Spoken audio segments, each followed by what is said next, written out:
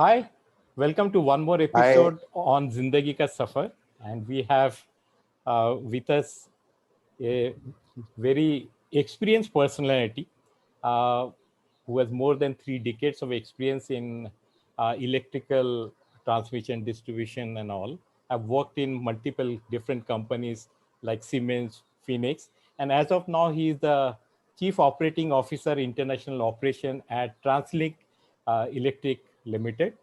Um, but this is about his professional thing. But I think he's a very interesting individual with a lot of interest. He's a motivational speaker, uh, and he has other interests like he can on the fly make poetry and kavita happen. Yeah. So we'll talk about all this kavita and how what is the motivation behind doing it. And so let's hear it from him. So Yogesh, tell us about your journey or Zindagi Ka Safar. We started from what you can see at a background. This is our school, which is there, based out of Nagpur, SFS High School. Yeah. So let us know from there until now how it has been. Hi, Tuin. How are you? Very I am happy doing to very well.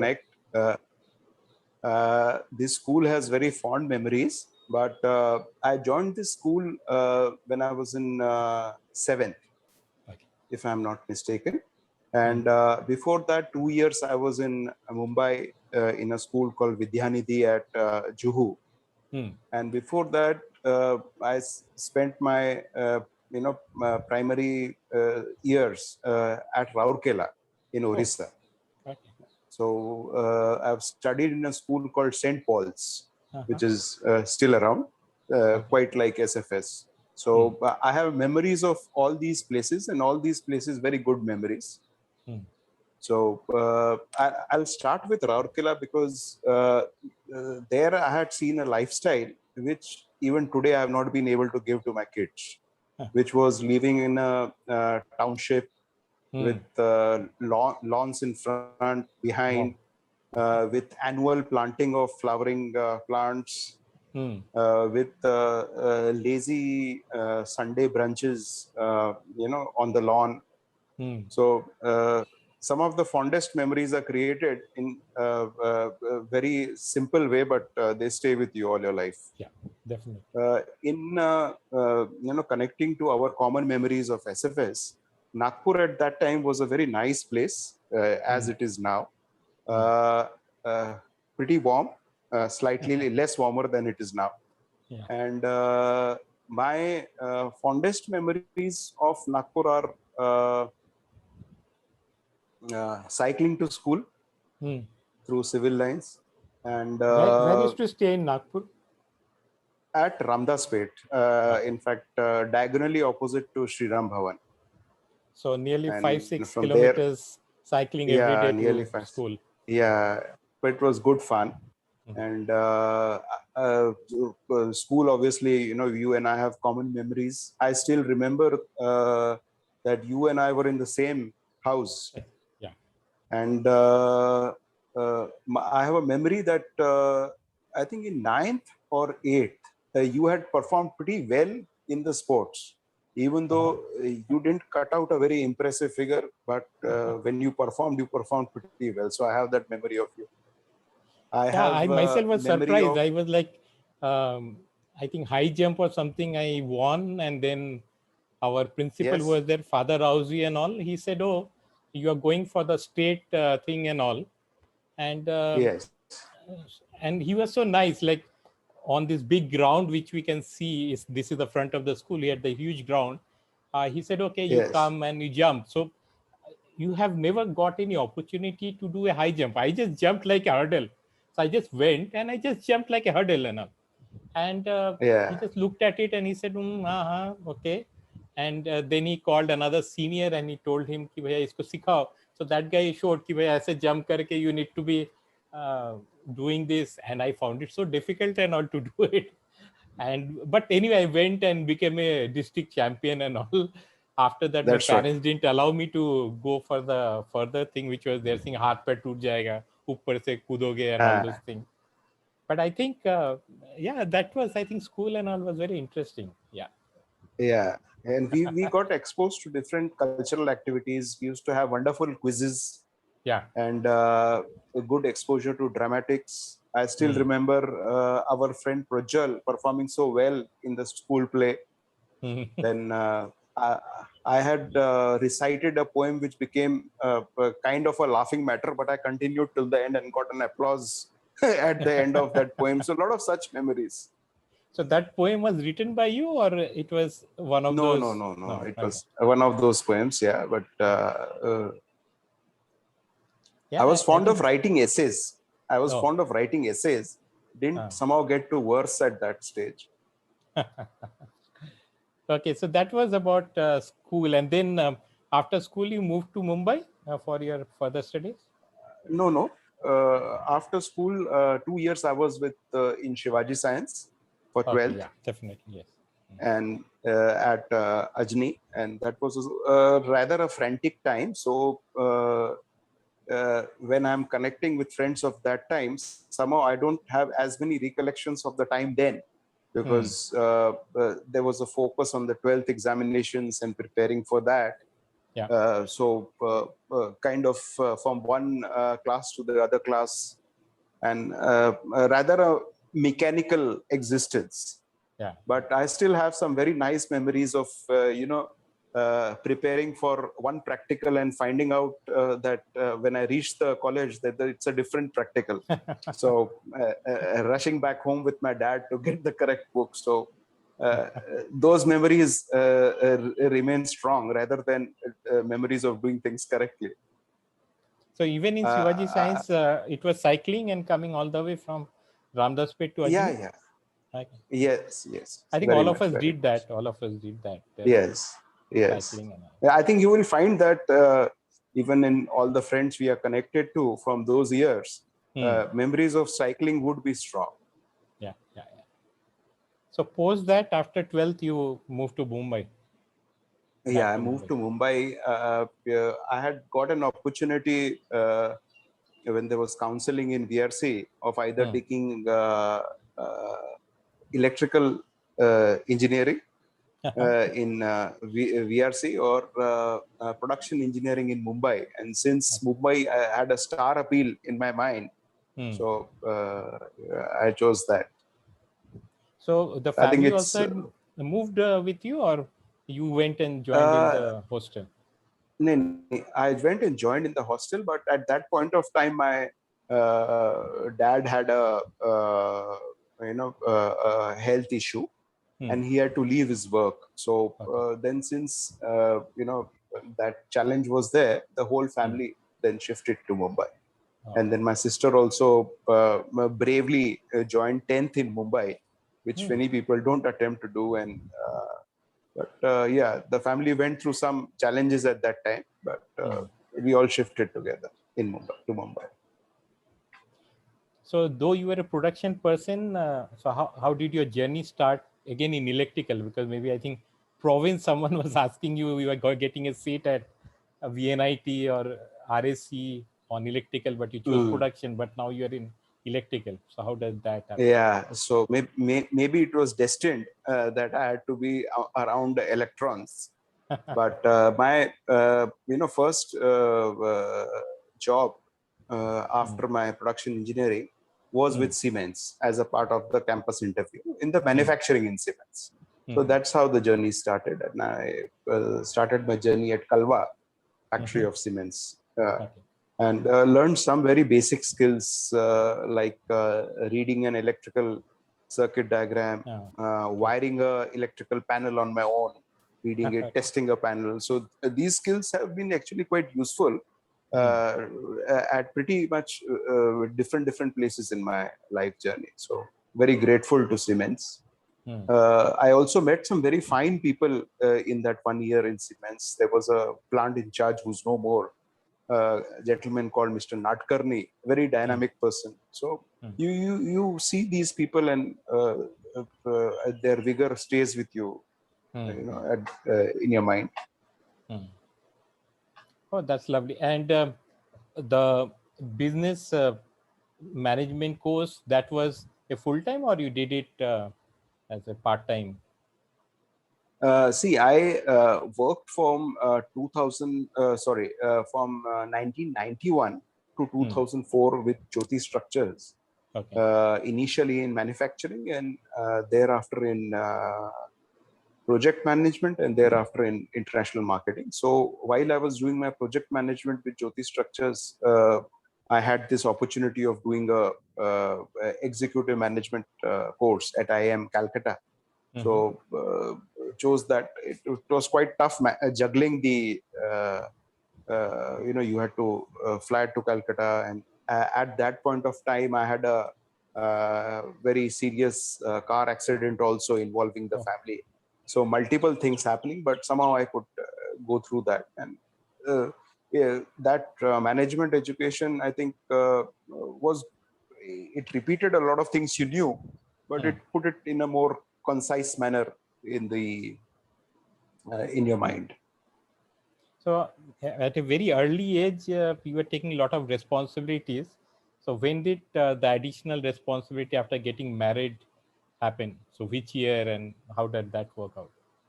I got married in 1996, and my daughter came along in 97. And in 97, I also lost my dad. But good thing was that we were together. He actually died in my arms. I had come from Nasik. I was taking care of him, and then he passed away. So those things happened pretty early. And when was your son born? Son was in 1999. 1990. Yeah. So it's been a long time. And schooling and everything mostly happened in Mumbai, or you had to move around or different places? In Mumbai, in the initial years, just the primary and all. Son obviously did not, attend school in Mumbai, but in 2004, there was a lot of activity happening in the Indian energy sector. This power trading as a business came along and became a big business, and I was very keen to do that. I was into marketing, but marketing of the structures and projects. So I wanted to do something else, and so I left Jyoti Structures and took up an assignment with Power Trading Corporation in Delhi. So my kids, I could not transfer to Delhi because the education system was different. So then I transferred them to Pune.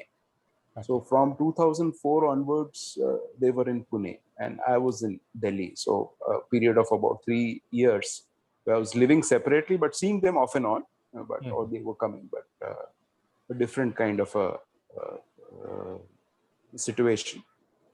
PTC was a very good learning in terms of a national perspective, because you were dealing with national power flows and understanding different utilities. So, and because it had a government backing to it, it opened a lot of doors which I never knew existed, in other areas of the power sector.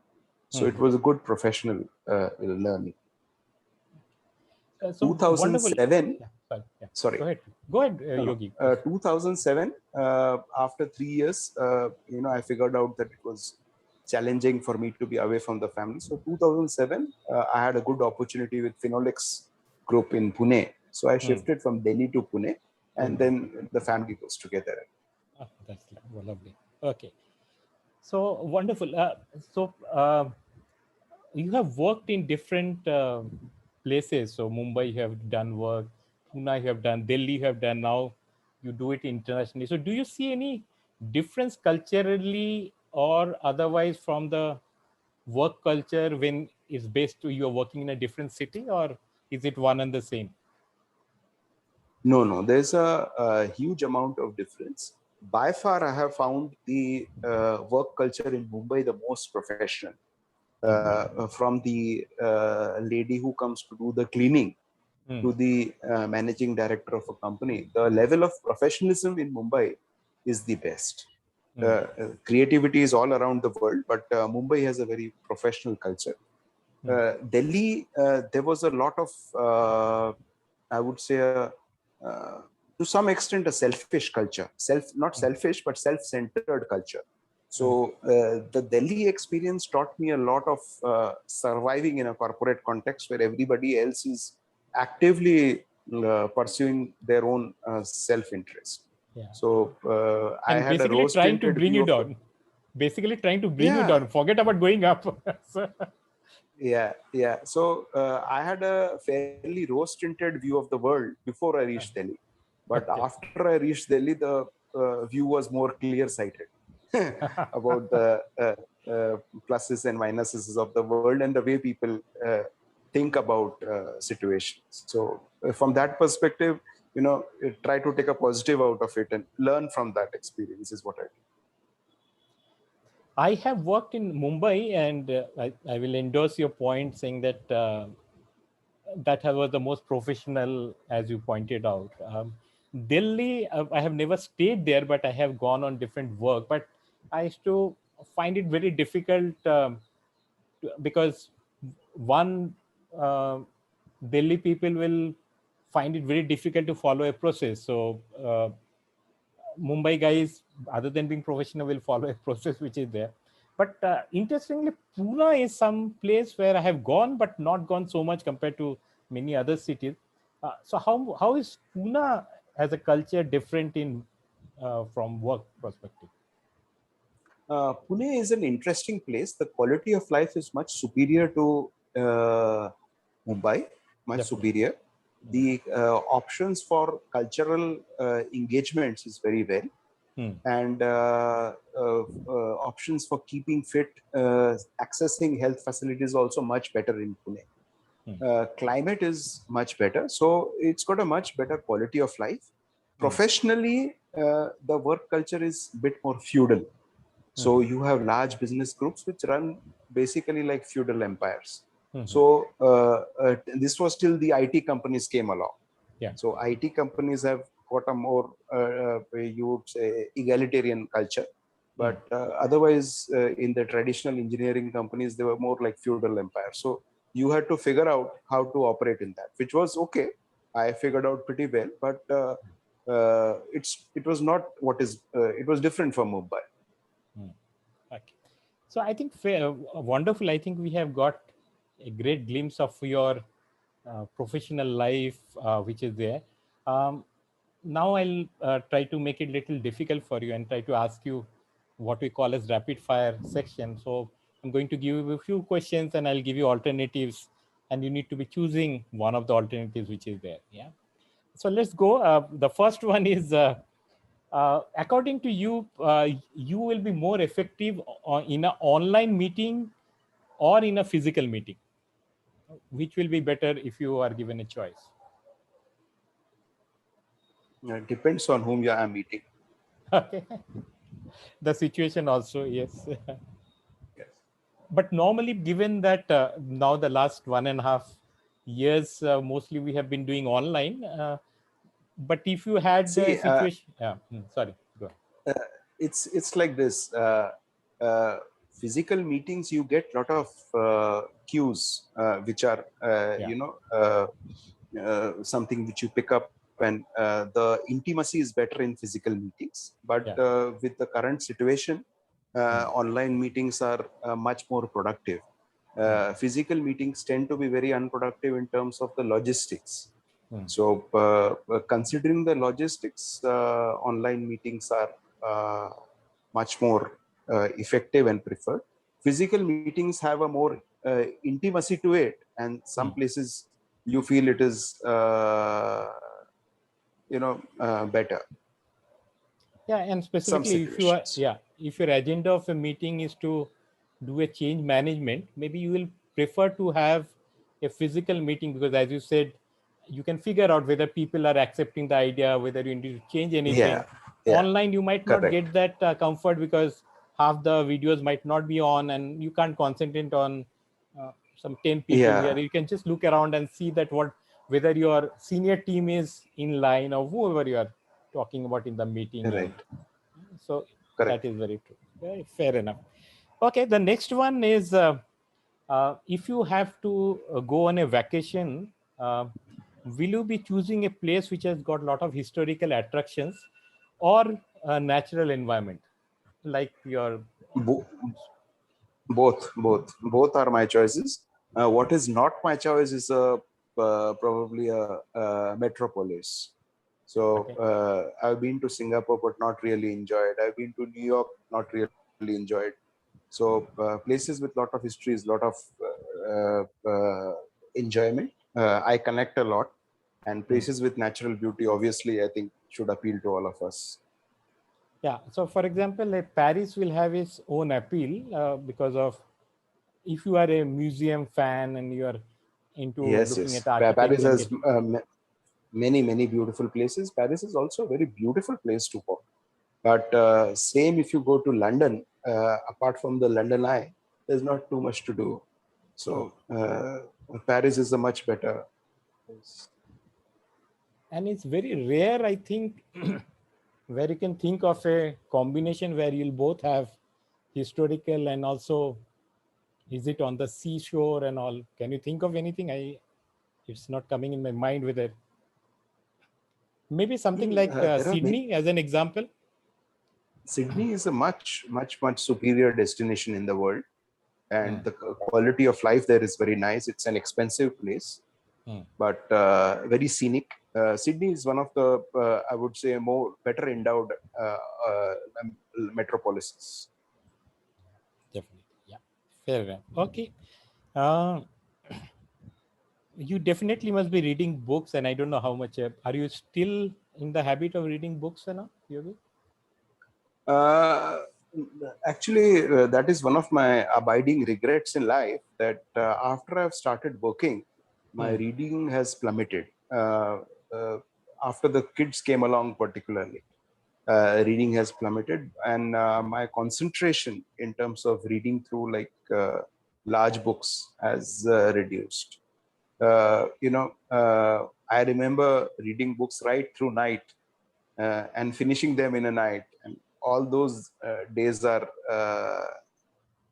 you know very are gone now, and it's a regret. So now you read, I read more wide range of subjects, but read less in terms of a time on a particular article or essay or a novel. So I need to get back to that. Fair enough. So the question is, if it is a book or novel, whether we'll prefer a comedy or we'll prefer a thriller. I don't know. I Will you think a like a comedy. P.G. Woodhouse, or you will want to go and read a Sherlock Holmes or Alistair MacLean? Alistair MacLean I used to love. Sherlock Holmes, I didn't find him very smart, overrated, I think. And P.G. Woodhouse is way above, much more superior to all these guys. P.G. Woodhouse, the kind of humor I used to enjoy. Very few places I have found. That So humor it is, will be humor. yeah, that humor. I think P.G. Woodhouse kind of humor. I don't know whether anyone is writing, and you also don't see it anywhere, even in other humor like your movies, or you don't see that happening. The subtle humor which is there, uh, that is a gone thing. It's now loud humor or slapstick humor which is happening. I'm not too sure. You may be more familiar with Bengali literature, and I have been exposed to good Marathi literature earlier. But I think it's still being written, or but it's not being showcased as much. That's what I would think. The Fair. culture has become much more louder. So the louder things get exposed more, and the subtle things get exposed less. Yeah. That is, I think, the reality. Some of the satire and all which is happening are quite decent if you follow the. I'm not talking about Bengali in general, but some of the satire which happens by certain people, specifically on the YouTube medium and all, those are very fine, Yes. because you need to be knowing the situation and to understand what exactly the joke is. Because Yeah. One good thing which I was exposed to about 6-7 years ago, that my son took us to the program of stand-up comics, comedians, like a festival with about 10, 12 stand-up comedians, and some of them reciting pretty naughty jokes also, or naughty talks also. But I think there's a lot of intelligence being put by these stand-up comedians, and it's very nice to see that. This is a new which has come, which was never available to us when we were kids. But our kids are exposed to this, and I think after culturally speaking, after the sitcom Friends, there has been a revolution in these youngsters, or not so young, expressing themselves, and that's, I think, something which is nice from a development of literature perspective, or development of culture perspective. And I think it's just a question of it being a different medium which is there, because I think books, it's not going to get captured in book, but it's getting captured in a electronic medium which has got the visual plus the auditory thing which is there. Yeah, so I think anyone can, because now that barrier seems to have gone about I need to be able to read, and I don't have to sit with a dictionary to figure out which word has been used and otherwise. So maybe it's reaching a different set of people, as long as the quality remains to be good. Yeah, fair enough. One thing. Yeah, sorry. One thing which has happened with this transition is that I have at least seen in my kids that because the habit of reading has reduced, the love for words has reduced a bit. Yeah.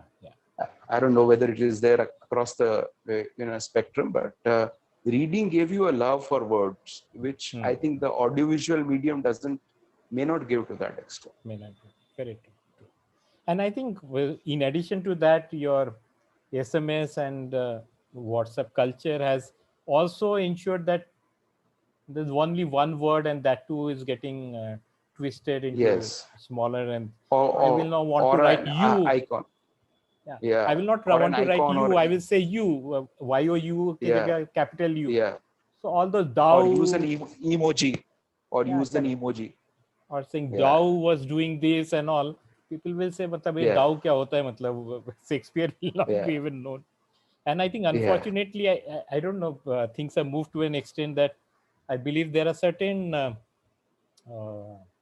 universities and where Chetan Bhagat is a prescribed courseware compared to Charles Dickens or any other great writers which is there. So I am not very sure what it is trying to do to people which is there.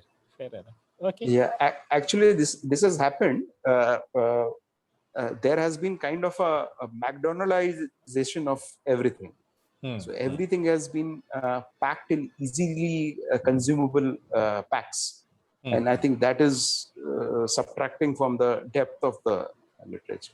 True. Okay, coming to the next one, I think this should be something which is a question very dear to my heart and maybe also to my stomach. Yeah. You will prefer Sindhi cuisine, or will you prefer a continental food? Difficult to choose. I will love both. I am also a foodie, and in fact, sometimes back I had suggested to you I love Bengali cuisine, even though I'm a vegetarian. So I like the whole spectrum, but it's actually between the two. If you were given me another choice, that do you like South Indian food better, then I think my first choice is South Indian. I freak on sambar. I love South Indian food the most, particularly the Kerala food. Is just a sambar, or it is the dosa and full spectrum? Okay. Yeah, the full spectrum. But essentially, as a cuisine, the Kerala cuisine is my favorite. Yeah, I think even for me, among the South ones, is always the Kerala, because I think I don't know, because the appams and stuff which you are able to get there, not so much on the dosa, which is more of said dosa, you don't get your masala dosa. I don't think which is too much of a Kerala cuisine, which I also like and love. So that's where we Yeah. have. Okay. Okay. The last question on this rapid fire round. Since you write, do you prefer writing English poems or do you love to write Hindi kavitas? I actually have started my writing fairly recently, and I write both in as the words come along. So sometimes it is in English, sometimes it is in Urdu, but I write in English script only. Unfortunately, my script skills in Devanagari are pretty low. So let's hear something which you might have written recently or something based on today's theme. Okay, actually, since you had said you would ask me something about in these lines, I've just taken out two poems, both on just different thought. One is more on romantic lines, and the other one is more in line with the current environment, which is a bit challenging, but my perspective to the challenging environment. So just to say, क्या करें कि कई और जानों से भी हमारी जान है लगी हुई,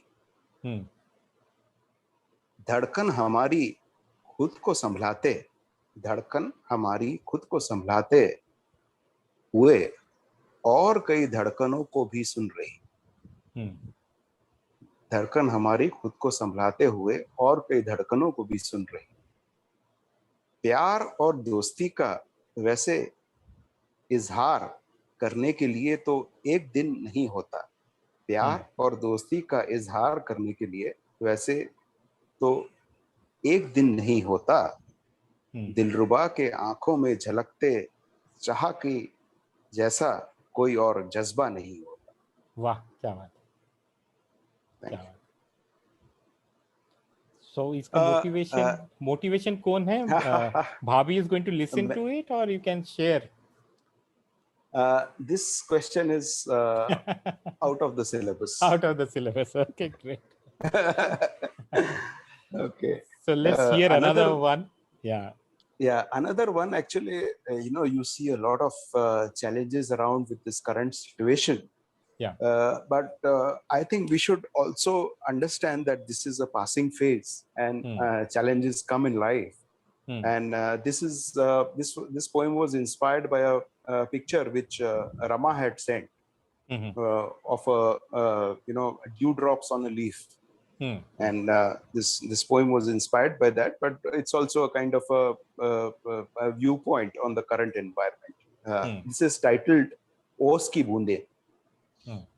So it reads like this: ओस की बूंदों का क्या होना है, ओस की बूंदों का क्या होना है, शीतल रात में हवाओं का रूप खोना है, शीतल रात में हवाओं का रूप खोना है, सुबह की किरणों से मिलकर पत्तों को धोना है, सुबह की किरणों से मिलकर पत्तों को धोना है, तपिश की ललकार देखकर, तपिश की ललकार भी देखकर मिट्टी में लीन हो जाना है, फिर बादलों की पुकार सुनकर हवाओं में मिल जाना है, फिर बादलों की पुकार सुनकर हवाओं में मिल जाना है, बस इस पल भर के जीवन क्रम में कुछ यादों को छोड़ जाना है, बस इस पल भर के जीवन क्रम में कुछ यादों को छोड़ जाना है, ओस की बूंदों का क्या होना है। वाह, That's all. Thank you. Super, wonderful. So that was I think lovely. Thank you very much, and very happy connecting with you, Tuhin. You have taken this very nice initiative to get people to talk, and you are using digital media very well. I think I admire you and Nahush in the way you express yourself digitally. I think it's very nice to have these digital skills. I unfortunately don't have them, but appreciate the way you guys pick to the digital media. Thanks. I think those are very wonderful words, and wish you all the best. I believe you might want to try to travel to connect with your family today. So I wish you all the success. पर डंडे उंडे से बच के रहना वगैरह मतलब police Yeah, के. yeah. I'll check before travel. Thank you. Okay, thanks a lot. Bye. Thank you.